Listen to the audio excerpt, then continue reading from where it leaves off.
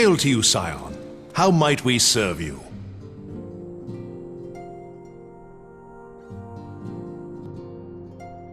Commander Leveilleur bade you serve us? These are welcome tidings indeed. Given the sensitive nature of the task, I could not rely on one of my own.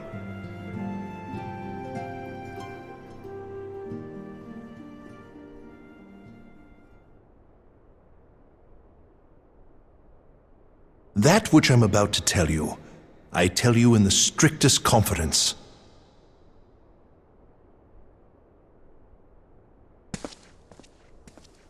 Some days ago, we received certain documents from an anonymous source.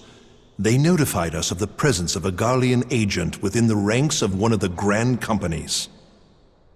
Following some discreet inquiries, we identified a suspect among the Immortal Flames, whom we detained for questioning. Alas, the man was not our agent. He was but one of many men in the agent's employ.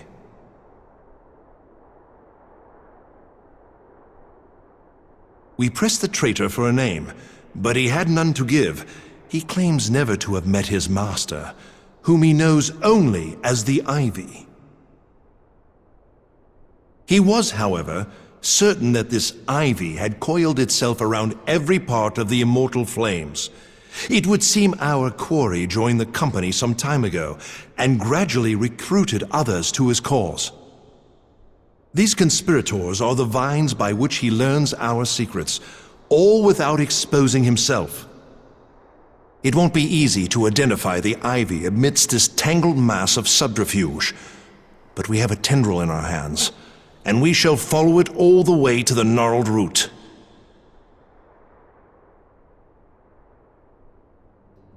Now, much as I would prefer to proceed with due discretion, circumstances demand that this matter be settled post-haste. Garlemald's War of Succession nears its end, and it is feared that the Empire will soon resume its march on Eorzea. When it does, we can ill afford to have traitors in our midst. The Ivy must be rooted out now. We must begin by apprising General Reborn of our findings. I would ask that you accompany me to the Hall of Flames and remain on hand to see that things go smoothly. Assuming the Ivy's tendrils are as widespread as we believe, he will be aware that an investigation is underway, and if that is the case, he may well move against us. We must be prepared for anything, while taking care not to betray our purpose by seeming prepared. A simple enough task for a one-man army like you.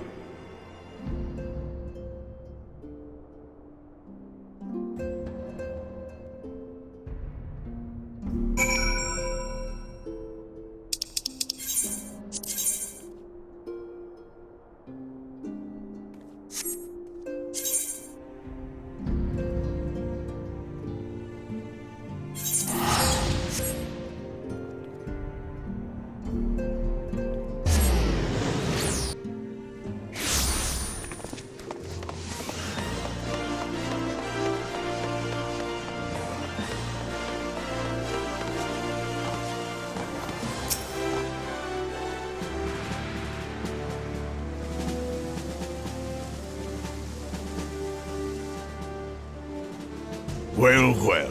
What brings you here, my friend?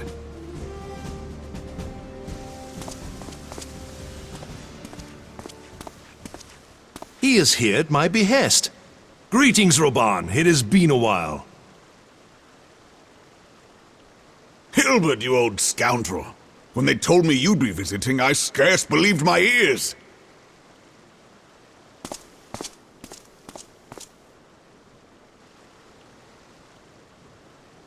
But look at you! The honored captain of the Crystal Bloody Braves. Who'd have imagined, eh? Not many, but fewer still would have imagined your destiny lay in politics, old friend. Aye. We've both come far, have we not?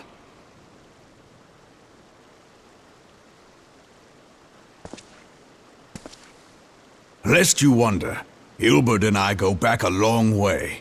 We've been friends and rivals since we were lads. The last time we saw each other, Alamigo had just fallen, so you can guess how many summers it's been. And in all that time, not a word from the fool.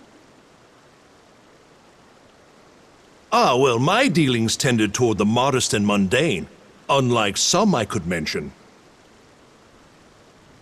As I hear it, no sooner did you reach Thanalan than the brass blades clapped you in irons and dragged you off to die on the blood sands. Being a stubborn sort, you won 1,000 matches and earned yourself a place in the people's hearts while you were about it. Then, with your mountain of prize money, you bought the Colosseum and secured a seat on the Syndicate. Those balls, brother! Rags to riches does not do it justice. You're a hero to the common man. Bah, spare me. I am no hero. If anyone is worthy of that title, it's our friend here. Next to him, I'm little more than a glorified butcher. But you, Hilbert, you sell yourself short. By all accounts, you are an adventurer of some standing. I like to think that I did my part for the greater good. But if you're no hero, then I'm no adventurer, not in this company. Anyway.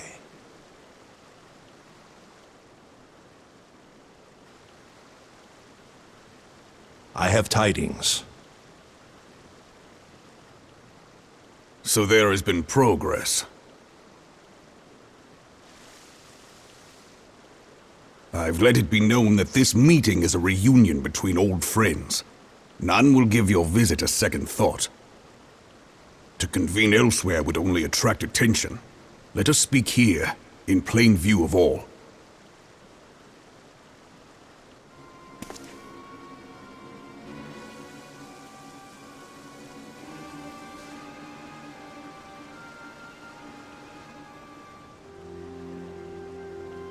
So it is we who have been compromised.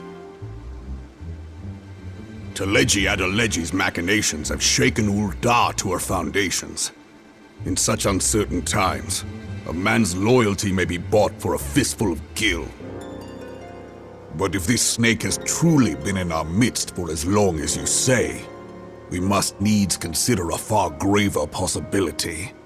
Conspiracy. Could it be that the Monetarists have been in league with the Empire from the first? Very well. I will have my most trusted men investigate the matter. Continue your inquiries in the meantime. It does me well to see you again, old friend. When next we meet, let it be over a flagon of ale. I look forward to it. Let us reminisce of bygone days, and drink to the future of our homeland.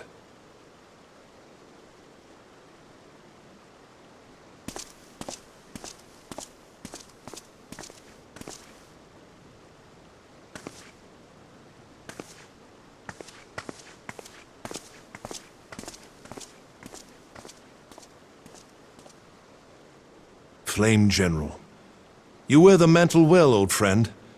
I must work hard if I'm to keep up. Well, it would seem your services were not required after all. I dare say we have Roban's prudence to thank for that. Still, I was glad of your presence.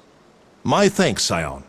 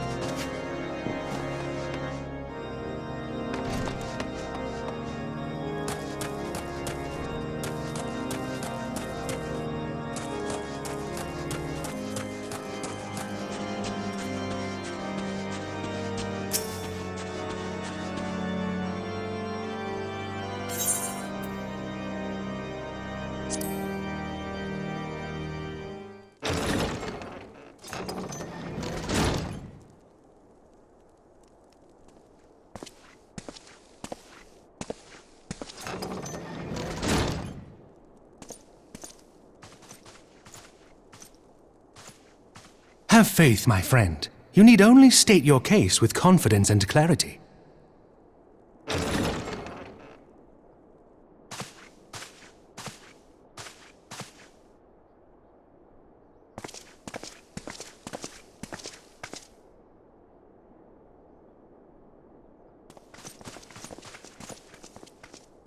Commander Leveilleur, it is both an honor and a pleasure to meet you.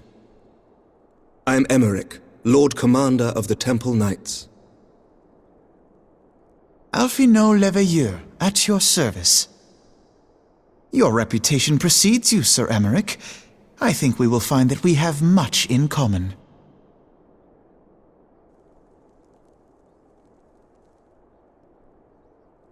Speaking of reputations, yours towers over us all. Does it not? It does indeed, Lord Commander.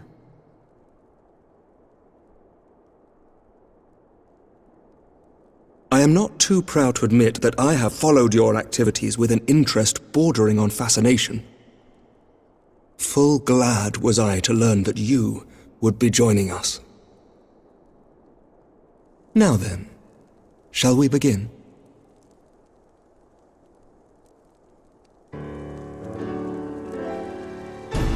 We know full well that the Garleans will return in force ere long. What is more, we have yet to achieve a lasting victory over the primal menace. The beast tribes continue to summon their gods, and each incarnation is stronger than the last. Ishgard is not immune to these threats. I must reiterate that it would behoove your nation to rejoin the Eorzean alliance. Once again, I must respectfully disagree. On what grounds? Despite their presence in Kurthus, the Ixal do not concern us. Their territorial claims pertain to Gridanian lands, and it is the people of Gridania whom they harry. Consequently, the Holy See judges this to be a Gridanian affair, and Ishgard does not intervene in the internal affairs of other nations. Even were that not the case, our forces are wholly committed to the Dravanian conflict. We have not the knights to spare. As for the Garleans, we are not ignorant of history. We have observed the rise and expansion of the Empire, and we agree that it is only a matter of time before they resume their campaign in Eorzea. Then surely it would be in our best interests to present a united front. Mayhap one day, but not yet. Gaius van Belsar is dead, and the legion of conscripts he left behind lacks the will to fight. We think it highly unlikely that they will emerge from behind the walls of their castra for some time. Forgive me, but if Ishgard's position has not changed, why did you agree to this meeting?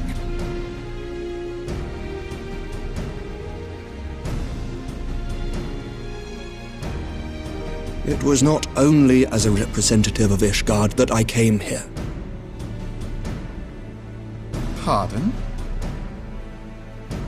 It is not within my power to change Ishgardian policy, regardless of my personal feelings. There is, however, one area in which I may exert a measure of influence. Concerns have been raised over the supplies House Fortin has offered to Revenant's Toll. These have led to calls for restrictions on the provision of aid to foreign powers.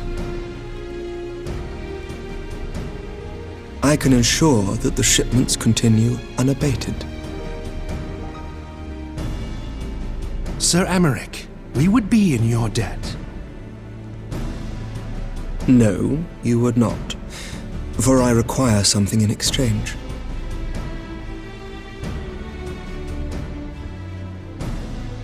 Of late, there has been a flurry of Dravanian activity, the purpose of which was not immediately clear.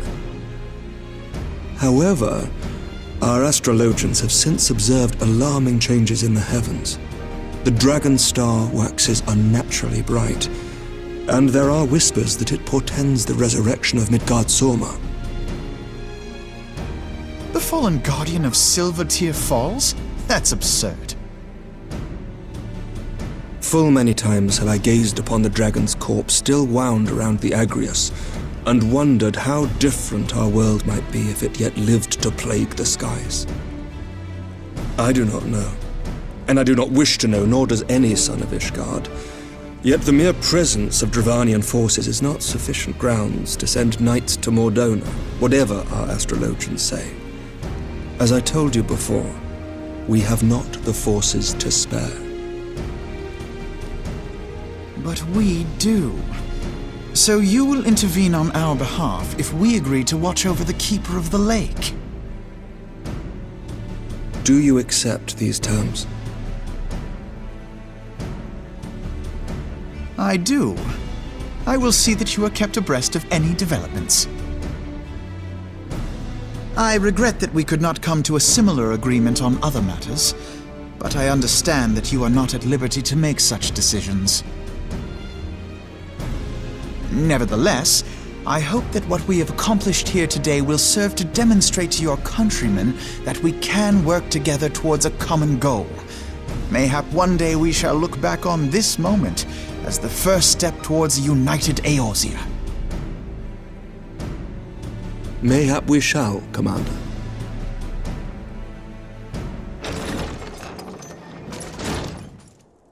What is the meaning of this? The caravan, my lord. It's been attacked.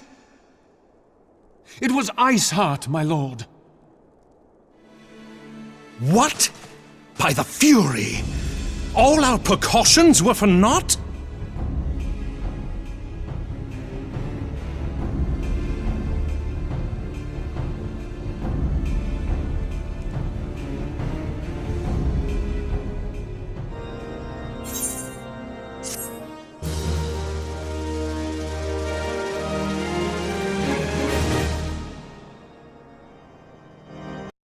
PlayStation